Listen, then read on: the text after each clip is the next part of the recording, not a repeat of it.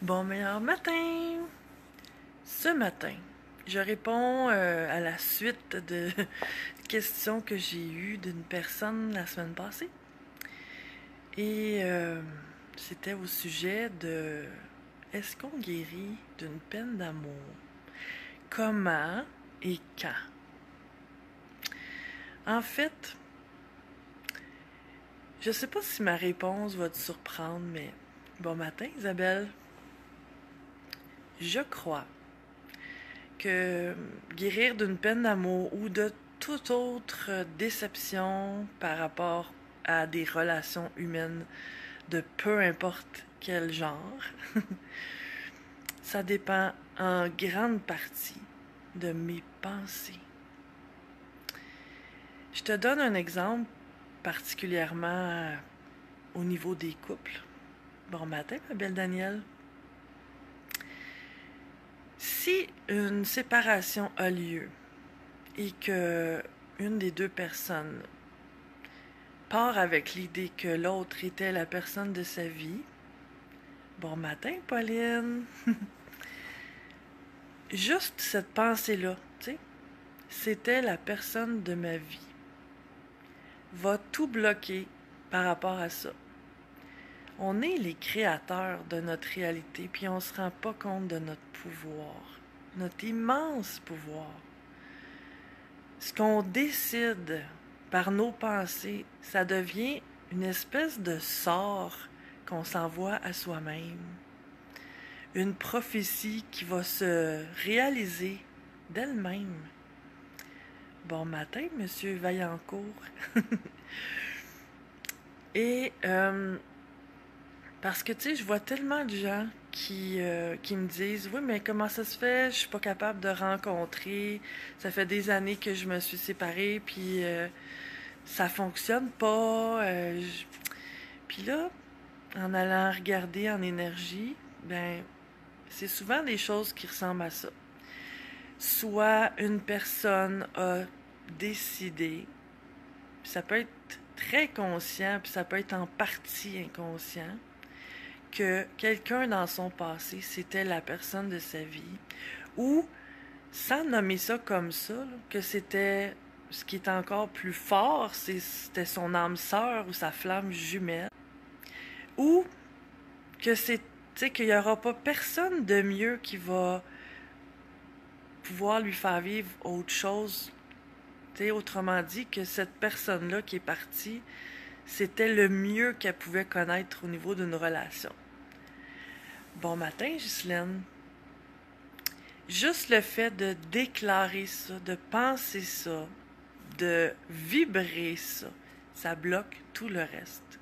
Puis la personne, elle peut avoir des relations par la suite, mais ça fonctionnera pas. Soit que ça sera pas satisfaisant ou ça fonctionnera carrément pas. Donc, comment guérir d'une peine d'amour? Moi, je me ramène toujours à accepter la réalité.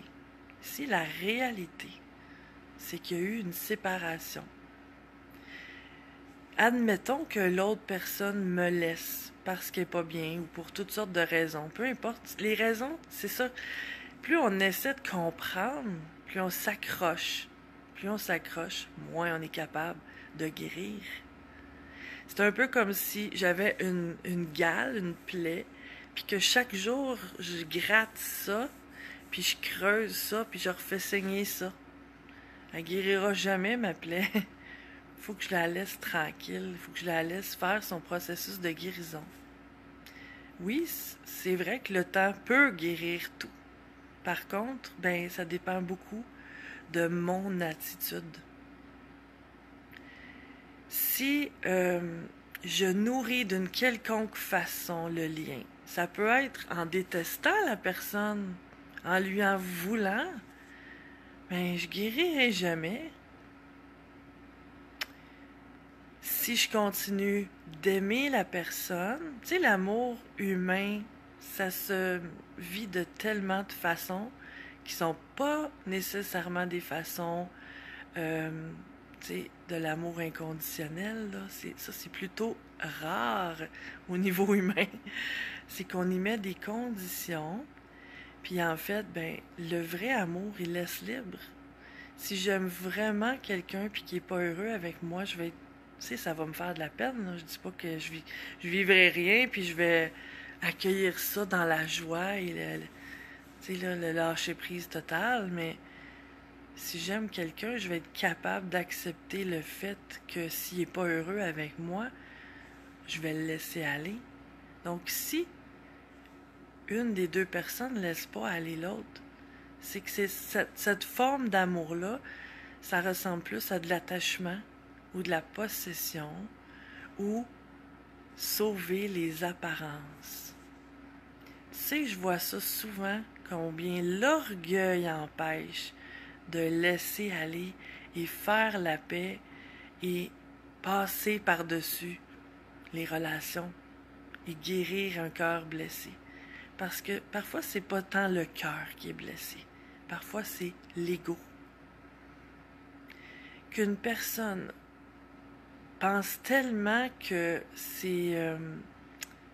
tu sais, comment cette personne-là a pu oser me laisser briser l'image de la famille. Comment cette personne-là a pu oser me faire ça? La plupart du temps, quand il y a de la colère, ben, je crois que c'est ça, souvent ça la cause. C'est pas l'amour qui est en cause. C'est pas une blessure d'amour au niveau du cœur. C'est une blessure d'ego. Et dans une prochaine vidéo, ben, j'en parlerai de comment gérer ça pour l'autre. Tu sais, gérer ce que l'autre vit. Mais pour aujourd'hui, on va compléter guérir une peine d'amour. Si, en fait, je porte attention à comment je perçois, tu sais, là, si je parle de ma propre peine d'amour, si je porte attention à comment je perçois cette relation-là, si j'ai pensé ou décidé que c'était ce qui était pour être de mieux dans ma vie, puis qu'il n'y a rien d'autre qui arriverait au niveau de cette relation-là, ben c'est ça qui risque d'arriver. Moi, j'utilise les mêmes si. C'est-à-dire, je peux à partir... Parce que, tu sais, nos pensées dépendent de ce qu'on a vécu, de ce qu'on a compris, de ce qu'on a vécu, de ce qu'on a retenu ou retiré de ce qu'on a vécu. On se fait un point de vue à partir de ça. J'ai pas tout vécu. Je sais pas tout. Mais on est tellement porté à penser que ce qu'on pense, c'est des vérités. C'est des portions de réalité. J'ai jamais toute la vision totale de quoi que ce soit dans la vie. J'ai qu'une petite portion, un petit angle de vue, à partir duquel je me crée des points de vue, des opinions. Si je veux lâcher prise, moi j'utilise les mêmes si. C'est-à-dire, même si aujourd'hui, ce que je vois, c'est que je pense que cette relation-là a été la meilleure pour moi, puis qu'il n'y a rien d'autre qui va pouvoir dépasser ça. Mais je choisis plutôt de dire, même si je pense ça, même si c'est ce que je ressens aujourd'hui, je m'ouvre à... Qu'est-ce que j'en sais? Je m'ouvre à l'idée que peut-être la vie a tellement d'autres choses encore plus extraordinaires en réserve pour moi. Puis tant que je m'accroche à cette vie-là du passé, je peux pas ouvrir à autre chose dans l'avenir. Bon matin, belle Nathalie. Donc ça dépend beaucoup de nos pensées. Comment on guérit nos blessures émotionnelles, ça part de ça. C'est de décider d'être heureux. Puis j'entends tellement de gens qui, une fois qu'ils ont compris ça, disent, tu sais, je pensais que c'était l'homme de ma vie, la femme de ma vie, mais la relation que je vis aujourd'hui est tellement mieux. Jamais j'aurais pu croire ça avant. Mais il a fallu pour ça, pour ouvrir cette possibilité-là, laisser aller l'ancien. Comment je peux ouvrir du nouveau dans ma vie si je suis encore accrochée à l'idée que l'ancien, il n'y a rien qui pourra détrôner ça? Oublie pas que tu es le créateur de ta vie. Porte attention à comment tu perçois les choses et ce que tu dis, ce que tu penses, ce que tu vibres par rapport à quoi que ce soit dans ta vie, ça va créer ta réalité. Bon matin, ma belle Nathalie.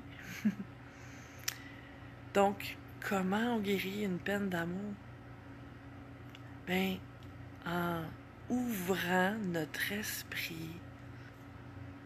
Faut pas entretenir notre tristesse. Je crois qu'on doit vivre notre tristesse, vivre notre déception, vivre la colère ou la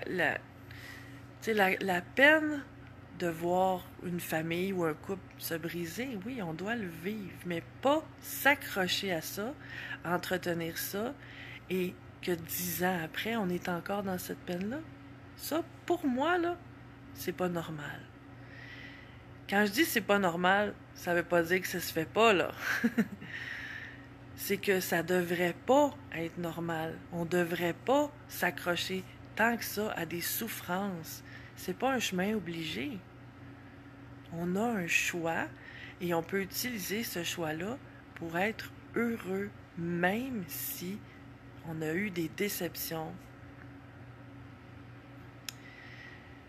J'espère que ça t'éclaire et en fait que ça te rappelle que tout dépend de toi. Faut juste s'ouvrir à l'idée que probablement il y a autre chose de mieux qui s'en vient, même si j'ai aucune idée comment ça pourrait être mieux. Mais surtout,